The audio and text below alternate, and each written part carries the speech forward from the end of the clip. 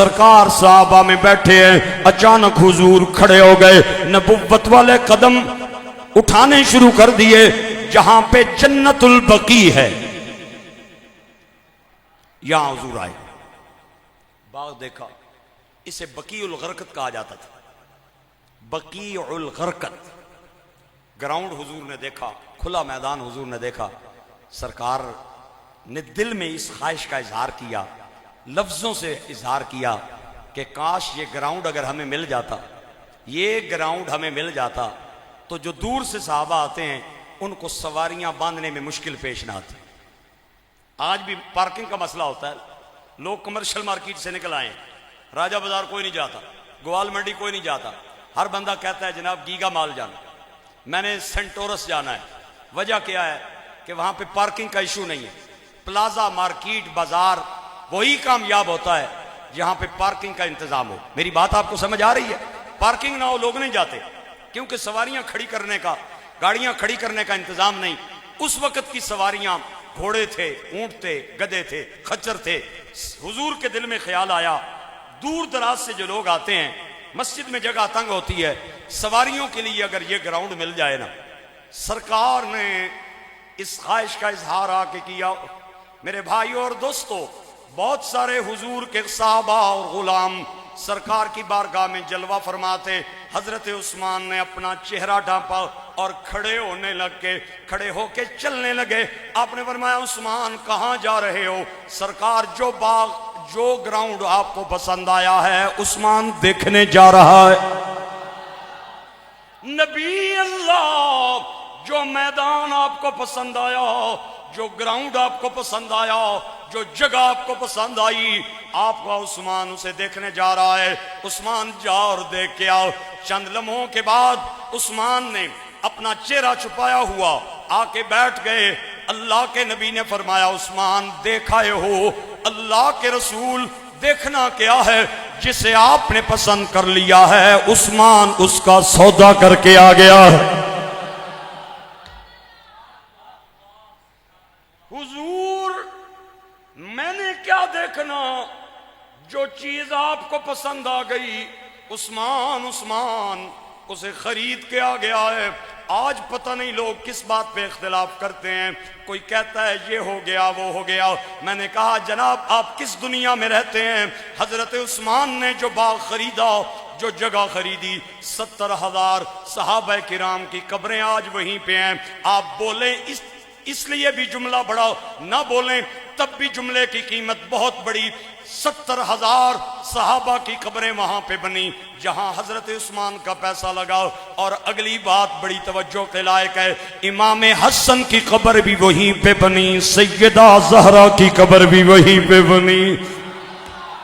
نہ رنگے چمن پسند، نہ پھولوں کی بو پسند، نہ رنگے چمن پسند، نہ پھولوں کی بو پسند، ہم کو تو ہے وہ پسند جس کو ہے تو پسند۔ میرے مالک تیری رضا کے لیے جان حاضر ہے مصطفیٰ کے لیے، میرے مالک تیری رضا کے لیے جان حاضر۔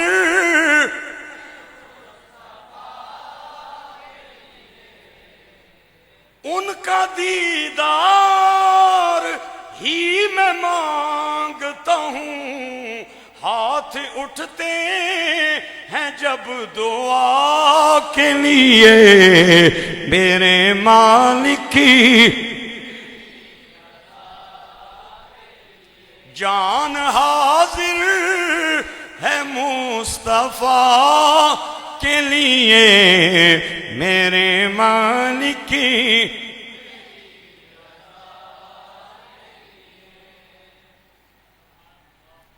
میرے مالک تیری رضا کے لیے جان حاضر۔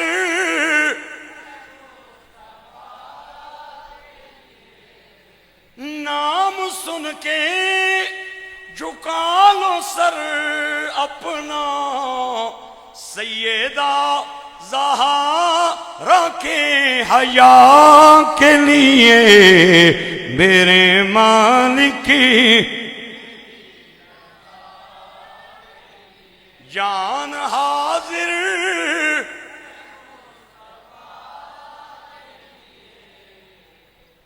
سرکار جب مدینہ پاک آئے، یہ وہ وقت تھا مدینہ میں کوئی کنواں بھی میٹھا نہیں تھا، ایک تھا جسے بیر روما کہا جاتا ہے، اور یہ ایک یہودی کی ملکیت تھا، اور وہ بہت مہنگے داموں پانی فروخت کیا کرتا تھا۔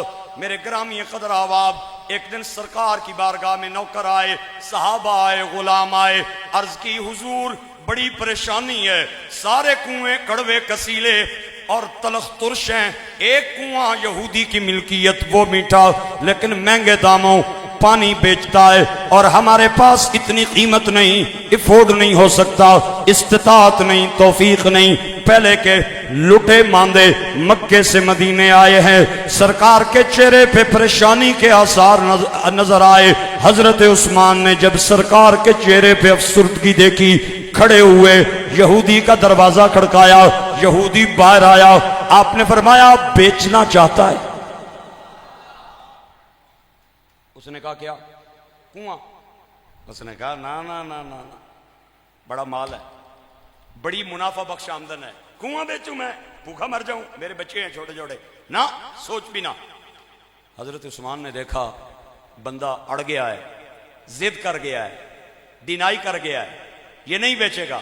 آپ کے ذہن میں ایک ترکیب آئی، آپ نے فرمایا اگر سارا نہیں بیچتا تو آدھا بیچ دے۔ کہنے لگا کیسے؟ آپ نے فرمایا ایک دن تیرا ایک دن میرا، پیسے مانگ۔ اس کے ذہن میں خیال آیا یہ بات ٹھیک ہے، یکمشت پیسے بھی آ جائیں گے اور کنواں بھی میری کسٹڈی میں رہے گا۔ اس کے ذہن میں یہ آیا کہ عثمان خریدنے کے بعد زیادہ پیسوں میں پانی بیچے گا اور دوسرے دن مجھے اور زیادہ منافع پہ پانی بیچنا مل جائے گا اور میں اور زیادہ منافع پہ بیچوں گا۔ حضرت عثمان کو کہتا ہے چل اس بات پہ ایگری ہوں، کتنے پیسے؟ اس نے 35,000 درم مانگے۔ 35,000 درم اگر آج کل کے زمانے میں کیلکولیٹ کیا جائے تو کروڑوں روپیہ اس کی قیمت بنتی ہے۔ حضرت عثمان نے 35,000 دراہم دیے اور وہ کنواں اس شرط پہ خرید لیا، ایک دن تیرا ایک دن میرا، اور ایک کٹورا اٹھایا پانی سے بھرا اور چلتے چلتے مسجد نبوی میں آئے۔ سرکار نے عثمان کے ہاتھ میں جب پانی میٹھے کا کٹورا دیکھا، سرکار خوشی سے استقبال کے لیے کھڑے ہوں گئے۔ عثمان چلتے چلتے سرکار کے قریب آ گئے۔ سرکار میں نے آپ کے چہرے پہ پریشانی کے آثار دیکھے، آپ کے لبوں پہ پیاس دیکھی، آپ پہ افسردگی کے آثار دیکھے، میں کنواں خرید آیا ہوں اور حضور میں افتتاح آپ سے کرنا چاہتا ہوں۔ اللہ کے نبی اجازت دیں میں آپ کو یہ پانی پیش کرنا چاہتا ہوں۔ سرکار نے مسکرا کے ہاتھ بڑھانے کی کوشش کی۔ عثمان عرض کرتے ہیں حضور ناراض نہ ہونا، بے ادب نہ جاننا، میں آپ کا غلام، میں آپ کا نوکر، میرے بچے بھی آپ کے قربان، میرا مال جان بھی آپ پہ قربان۔ حضور آج میرا دل چاہتا ہے ہاتھ میرے ہوں لب آپ کے ہوں۔ سرکار نے فرمایا چل عثمان پھر رک جاؤ، تو غلام میں نبی، تو امتی میں آقا، تو نوکر میں داتا، تو غلام ہو کے اگر اپنی لجپالی کا حق ادا کر رہا ہے تو میں نبی ہو کہ اپنی لجپالی کا اظہار کیوں نہ کروں۔ حضور آپ کیا کہنا چاہتے ہیں؟ آپ نے فرمایا عثمان چل پھر میرے ساتھ سودا کر، آج ہاتھ تیرے لب میرے، قیامت کا دن ہوگا حوض کوثر پہ ہاتھ محمد کے ہوں گے، لب عثمان کے ہوں گے۔ میرے مالک تیری رضا کے لیے جان حاضر، یہ میرے مالک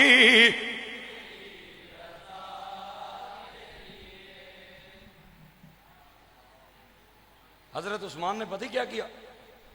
حضرت عثمان نے اس طرح اعلان کیا مدینے میں یا اہل المدینہ خوشخبری لے لیں، عثمان نے جو ایک دن کا کنواں خریدا ہے اس ایک دن میں پانی بھر بھی لیں، پی بھی لیں، سٹاک بھی کر لیں۔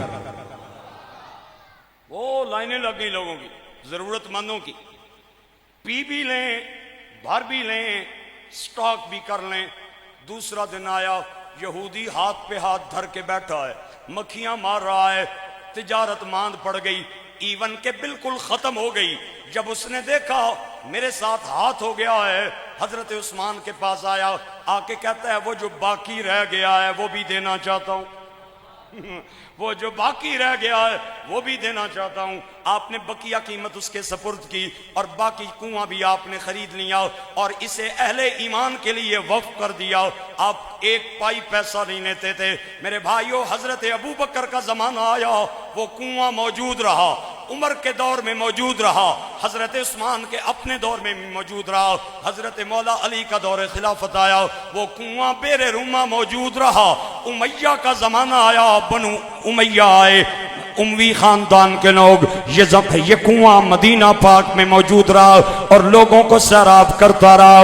اس کے بعد بنو عباس آئے، یہ کنواں موجود رہا۔ اس کے بعد خلافت عثمانیہ آئی، ترکوں کا زمانہ آیا، یہ کنواں موجود رہا۔ اور اس وقت سلطان عبد المجید نے 1550 نایاب کھجوروں کے پودے اس بیر روما کے دائیں بائیں لگائے اور کنویں سے وہ سارے کے سارے پودے سیراب ہوتے رہے اور ان کی کھجوریں تقسیم ہوتی رہیں، کھجوریں لوگ خریدتے رہے۔ موجودہ زمانہ آیا، جو آج کل کی موجودہ حکومت ہے اس نے بھی اس سلسلے کو جاری رکھا اور حضرت عثمان کے نام کا بینک میں ایک اکاؤنٹ کھول دیا۔ آج بھی عثمان کے نام پہ بجلی کا بل آتا ہے اور پانی کا بل آتا ہے، وہ بل کاٹ کے باقی سارے پیسے اکاؤنٹ میں جمع کر دیے جاتے ہیں۔ پھر آپ حیران ہو گئے، وہ اتنی قیمت کٹھی ہو گئی، مسجد نبوی کے قریب حضرت عثمان کے نام کا ایک ہوٹل بنایا گیا اور حکومت نے فیصلہ کیا کہ اس ہوٹل سے جتنی بھی آمدن ہوگی یہ حضرت عثمان کے نام پہ جائے گی، غریبوں کو کھانا کھلایا جائے گا، ننگوں کو کپڑے پہنائے جائیں گے، ضرورت مندوں کی ضرورتیں آج بھی حضرت عثمان کے اماؤنٹ سے پوری ہو رہی ہیں۔ یہ وہ قرضہ تھا جو حضرت عثمان نے خدا کے نام پہ دیا، اللہ نے کتنا بڑا دیا۔ نور کی سرکار سے پایا دوشالہ نور کا، ہو مبارک تجھی کو ذنو رین جوڑا۔ مل کے بولیں، ہو مبارک تجھی کو ذنو رین جوڑا نور کا، ہو مبارک تجھی کو ذنو۔ صبح طیبہ میں ہوئی بٹتا ہے بڑا نور کا، صدقہ لینے نور کا آیا ہے تارا نور کا، صدقہ لینے نور کا